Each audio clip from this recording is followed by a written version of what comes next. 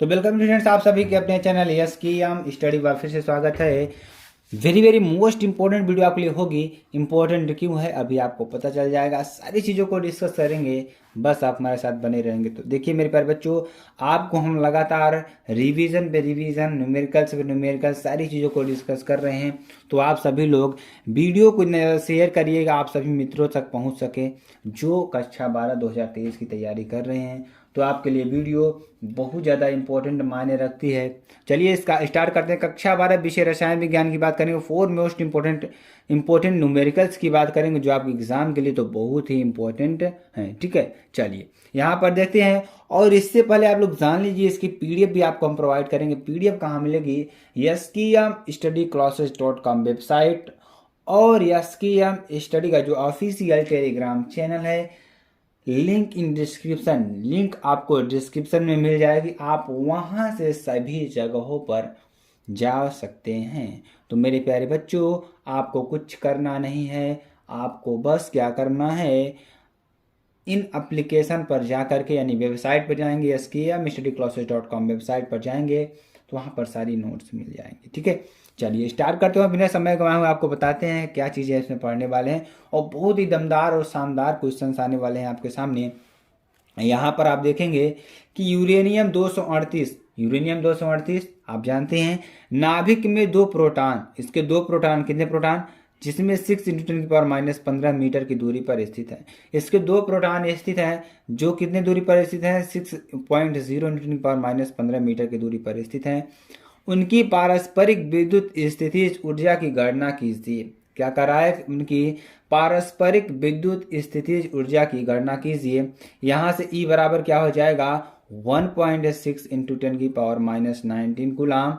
अब देखेंगे यहाँ पे, यदि Q1 और Q2 कूलाम के 2 आवेश, क्या कर रहा है, यदि Q1 और Q2 कूलाम के 2 आवेश, ठीक है, निर्वात में आय मीटर की दूरी पर स्थित होते हैं तो उसकी जो स्थितिज ऊर्जा होती है क्या होती है, उसके लिए फार्मूला आप लोग लिख लीजिए।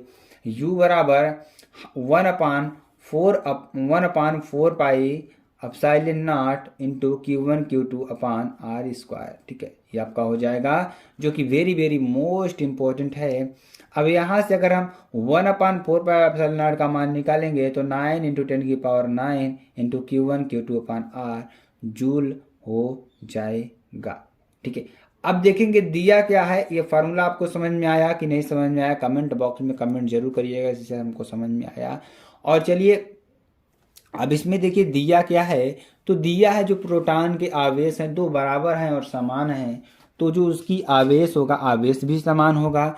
तो Q1 बराबर Q2 बराबर 1.6 × 10⁻19 कूलाम, क्या हो जाएगा, 1.6 × 10⁻19 कूलाम। और यहाँ पर अगर त्रिज्या जो दे रखा है, कितना दे रखा है, 6.0 × 10⁻15 मीटर। तो अब देखिए सारे मान को हम पुटअप करेंगे, किस में पुटअप करेंगे, इस समीकरण में पुटअप करेंगे, इस वाले समीकरण में। ठीक है, अब रखेंगे 9 × 10⁻9, Q1 Q2 हमारे हैं तो 1.6 × 10⁻19 2 बार हमने लिख दिया, समझ में आया। नीचे त्रिज्या आप लिख देंगे 6.0 × 10⁻15।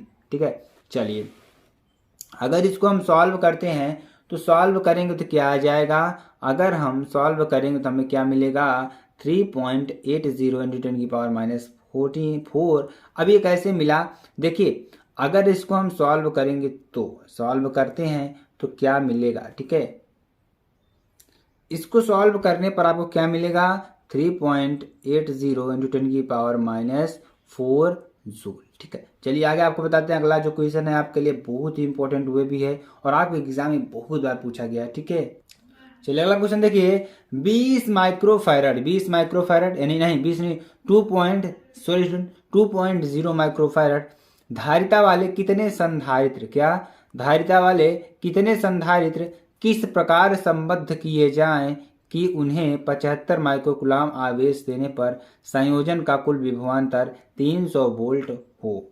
क्या कर रहा है कि 2.0 माइक्रोफैरड धारिता वाले कितने संधारित्र किस प्रकार संबंध किए जाएं कि उन्हें 75 माइक्रोकुलाम आवेश देने पर संयोजन का कुल विभवांतर 300 वोल्ट हो जाए। ठीक है, तो संयोजक धारिता क्या हो जाएगी, C बराबर क्या होता है, देखिए Q बराबर क्या होता है, CV होता है। आप सभी लोग जानते हैं Q बराबर क्या होता है, CV होता है। ठीक है, तो आवेश कितना दिया है, 75 माइक्रोकुलाम। देखिए दिया क्या है, पहले उसको लिख लीजिए तो हम आपको अच्छी तरीके से समझाते हैं। ठीक है, सबसे पहले इसमें लिख लीजिए आपको दिया क्या है। दिया हमारा क्या है, पहली बात तो दिया है माइक्रोफैरड, जो आपका धारिता है C बराबर कितना दिया है, 2.0 माइक्रोफैरड। ठीक है, उसके बाद जो हमारी आवेश Q बराबर कितना दिया है, 75 माइक्रोकुलाम दिया है। ठीक है, अब देखेंगे हमें देने पर विभवांतर का कुल वोल्टेज कितना दे रखा है, V बराबर कितना दे रखा है, 300 वोल्ट दे रखा है। ठीक है, तो अब हम क्या करने वाले हैं, यहाँ पे आपको समझाते हैं। C बराबर क्या हो जाएगा, यहाँ देखिए Q बराबर CV, तो यहाँ पर C बराबर क्या हो जाएगा, Q बाई V। तो Q का मान कितना दिया है, 75, और V का मान कितना दिया है, 300 वोल्ट। हम यहाँ पर रख देंगे। तो संयोजन की जो धारिता है आपकी कितनी निकल कर आएगा, 0.25 माइक्रोफैरड। तो पूरे संयोजन की जो धारिता कितनी निकल कर आएगी, 0.25 माइक्रोफैरड निकल कर आएगी। इतना तो आपको समझ में आ गया होगा। अब दिए गए संधारित्र की जो धारिता है 2.0 माइक्रोफैरड है। कितना है, 2.0 माइक्रोफैरड है। ये केवल क्या है, 0.20 माइक्रोफैरड होनी चाहिए। कितना, 0.025 माइक्रोफैरड होनी चाहिए। ठीक है, अब देखिए अब ऐसा क्यों कर रहा है, ऐसा क्यों कर रहा है, क्योंकि यहाँ पे अगर हम देखेंगे तो दिए गए प्रत्येक संधारित्र की धारिता कितनी है, 2 माइक्रोफैरड है। ये केवल 0.20 माइक्रोफैरड होनी चाहिए। ठीक है, आप देखेंगे माना प्रत्येक संधारित्र की धारिता कितनी है, 2.0 माइक्रोफैरड है, तो इसे केवल 0.20 माइक्रोफैरड होनी चाहिए। ठीक है, माना कि हम इसीलिए n संधारित्र श्रेणी क्रम में जोड़ेंगे तो 0.25 बराबर 2.0 माइक्रोफैरड पाने, यानी n बराबर कितना आ जाएगा, 8 संधारित्र आपके निकलेंगे। ठीक है, 8 निकलेंगे, एकदम सिंपल सी बात है। ठीक है, यहाँ से आप निकाल सकते हैं C बराबर C डैश अपान n। ठीक है, C डैश बराबर C अपान n। यहाँ से मतलब क्या है कि अगर आप जैसे ये हमारी टोटल हो जाएगी, और यहाँ पर कितने का लगा है ये आपको मिल जाएगा। ठीक है, और यहाँ पर n हो जाएगा।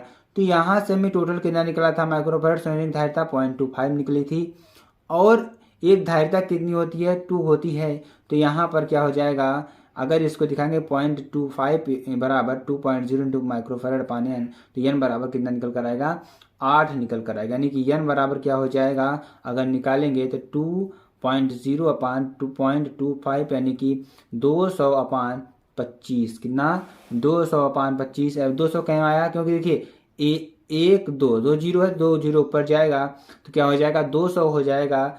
अब यहाँ से 25 अट्ठे 100, 25 अट्ठे 200, यहाँ से आपका निकल कर आ जाएगा। ठीक है, इतना आपको समझ में आ गया। चलिए अगले क्वेश्चन को बढ़ते, अगला क्वेश्चन देखिए। अगला क्वेश्चन बहुत ही इंपॉर्टेंट ये भी है, बहुत बार पूछा गया आपको एग्जाम में। तो 4 समान धारिता वाले संधारित्रों को चित्रानुसार जोड़ा गया है।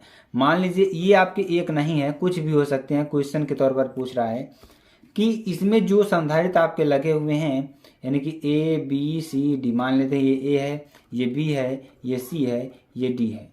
ठीक है, अब ये जो संधारित्र लगे हुए हैं इनकी जो धारिताएं हैं क्या है, समान है।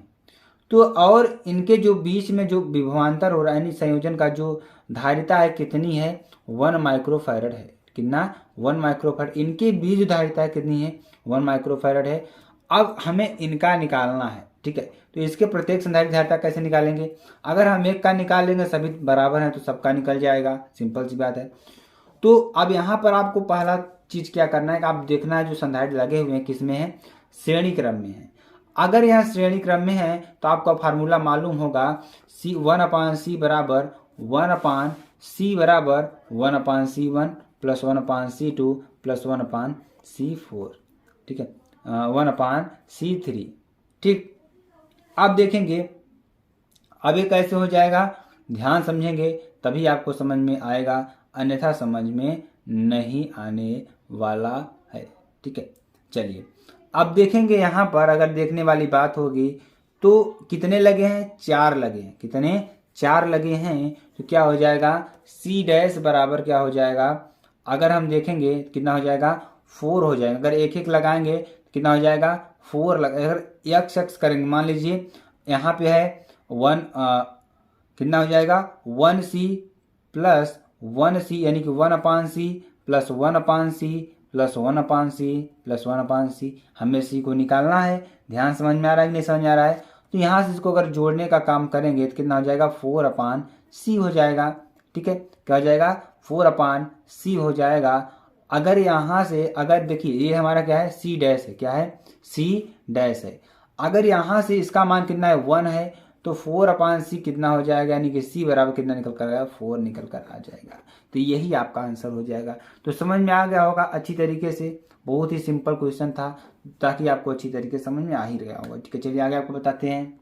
चलिए अगला क्वेश्चन देखिए, बहुत ही इंपॉर्टेंट ये भी है। दो संधारित्रों की धारिताएं C1 तथा C2 में संग्रहित ऊर्जाएं समान है। इसमें जो संग्रहित ऊर्जाएं हैं आपकी क्या है, समान है। इसमें जो ऊर्जा संचित हो रही कितनी है, समान है। तो संधारित्रों पर विभवांतर का अनुपात क्या होगा, जो संधारित्र हैं उस पर जो अनुपात है, अनुपात क्या होगा, ए क्या है, C2 अनुपात है C1, बी क्या है, √C2 अनुपात है √C1, C1 अनुपात C2 या √C1 अनुपात √C2। ठीक है, ये आपका आंसर हो जाएगा। अब देखिए कैसे, अब जो ऊर्जा होती है इसका फार्मूला क्या होता है, हाफ CV² से। ठीक है, तो क्या कर रहा है कि धारिताएं क्या है, C1 और C2 हैं, तो संग्रहित ऊर्जाएं क्या होंगी, समान है।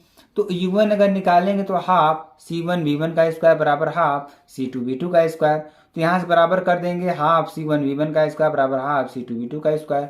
तो हाफ से हाफ कैंसिल, तो बचेगा क्या, V1 का स्क्वायर अपान V2 का स्क्वायर बराबर C2/C1। तो क्या हो जाएगा, V1/V2 बराबर कितना निकल कर आएगा, √C2/C1। आई होप स्टूडेंट्स आपको यहाँ वीडियो बहुत ज़्यादा पसंद आई होगी, और इसमें मोस्ट इंपॉर्टेंट 4 न्यूमेरिकल्स थे जो आपके एग्जाम के लिए बहुत ही इंपॉर्टेंट है। अगर आपको वीडियो पसंद आती है आप चैनल को लाइक कर सकते हैं, कमेंट सब्सक्राइब कर सकते हैं। फिर मिलते हैं नेक्स्ट वीडियो में नए टॉपिक के साथ, तब तक के लिए जय हिंद।